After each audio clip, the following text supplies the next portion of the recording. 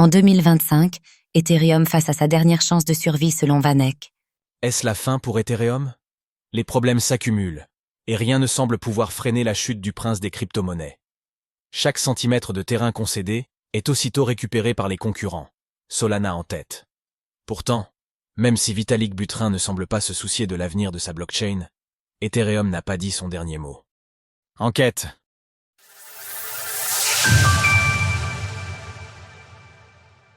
La fin d'Ethereum est proche, et Vitalik danse.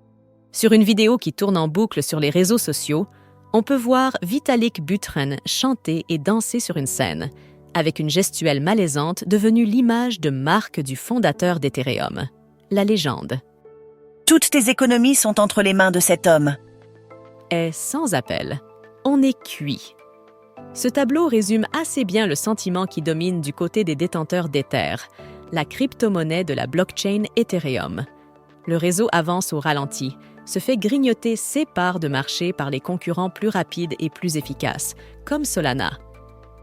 Les utilisateurs sont invités à utiliser les layers 2 tels que Base ou Arbitrum plutôt que le mainnet Ethereum, plus lent et plus coûteux.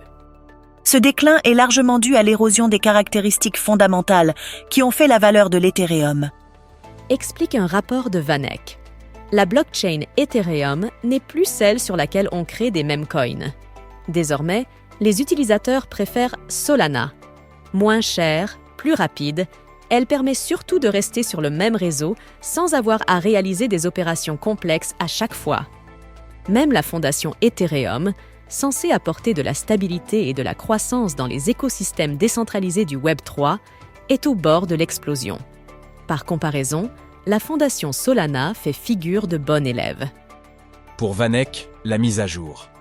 Pectra est le dernier espoir d'Ethereum. Le problème d'Ethereum, c'est d'être partout à la fois. En même temps, beaucoup de secteurs du Web3 que l'on considère aujourd'hui comme fondamentaux ont été créés grâce à Ethereum. La blockchain de Vitalik Buterin permet de tout faire et domine les volumes dans quasiment tous les secteurs importants de l'écosystème.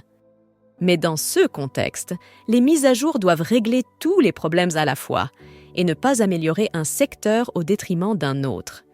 C'est un casse-tête en 8 dimensions auquel la mise à jour Pectra apporte une solution. Première étape, les blobs. Cette nouvelle manière de regrouper les transactions des layers 2 permet d'augmenter la rapidité du mainnet pour les L2 tout en réduisant les frais. Autrement dit, pas question d'inverser la vapeur dans cet équilibre 2 mainnet, mais plutôt de lubrifier la machine. Avec Pectra, le nombre de blobs par bloc devrait doubler.